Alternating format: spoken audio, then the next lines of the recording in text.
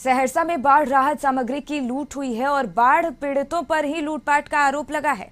महिषी के बहरामपुर का ये पूरा मामला है। राहत सामग्री बीजेपी की ओर से भेजी जा रही थी। बीजेपी नेताओं के सामने ही ये लूटपाट की गई।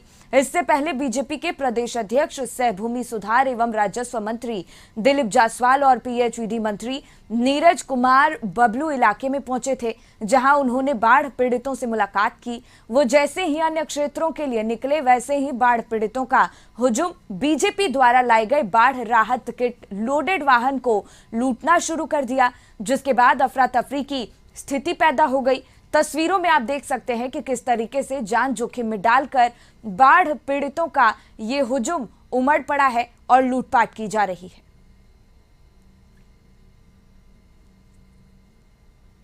बाढ़ पीड़ित लोग हैं, निश्चित रूप से आपदा का जो घड़ी है और इसमें लोगों की स्थिति वहां खराब है।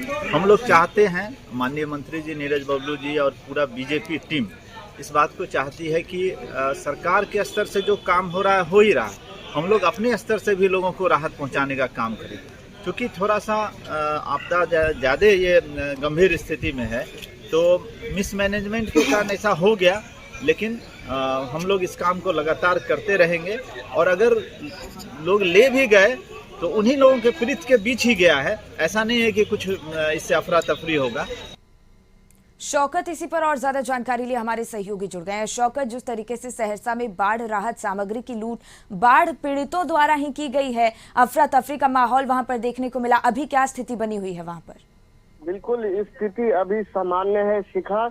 और कल जो है कि मंत्री दिलीप जायसवाल और नीरज बबलू पीएचडी मंत्री सहित अपने कार्यकर्ताओं के साथ जो है बाढ़ प्रभावित क्षेत्र का दौरा करने के लिए निकले थे। और इसी क्रम में जो है ग्रोल चौक के समीप जो है कि वो ये सामूहिक किचन का जो है कि वहाँ पे निरीक्षण कर रहे थे। और इसी बीच जो है माननीय प्रधानमंत्री के आह्वान पर जो है कि बाढ़ पीड़ितों को भारतीय जनता पार्टी के तरफ से जो बाढ़ राहत सामग्री वितरण करना था, वो जो है कि एक वाहन पर लाया गया था। लेकिन जो है कि बाढ़ पीड़ित जो लोग थे वो जो है कि वो लेने की होड़ मच गई और एकाएक जो है कि वाहन पर जो भी सामान थे वो लूट लिया। और इसी बीच जो है काफी अफरा तफरी का माहौल उत्पन्न हो गया वहाँ। अब बिल्कुल, लेकिन सवाल कई खड़े हो रहे हैं। जिस तरीके से यहाँ अफरा तफरी का माहौल बना हुआ है, अगर सिस्टमैटिक तरीके से सब होता तो जो सामग्री है उसका वितरण भी हर इंसान तक पहुँचता, वहाँ पर जो भी बाढ़ पीड़ित हैं, और किसी को चोट भी नहीं आती। जिस तरीके से जान जोखिम में डालकर ये हल्ला मचा हुआ है वहाँ पर।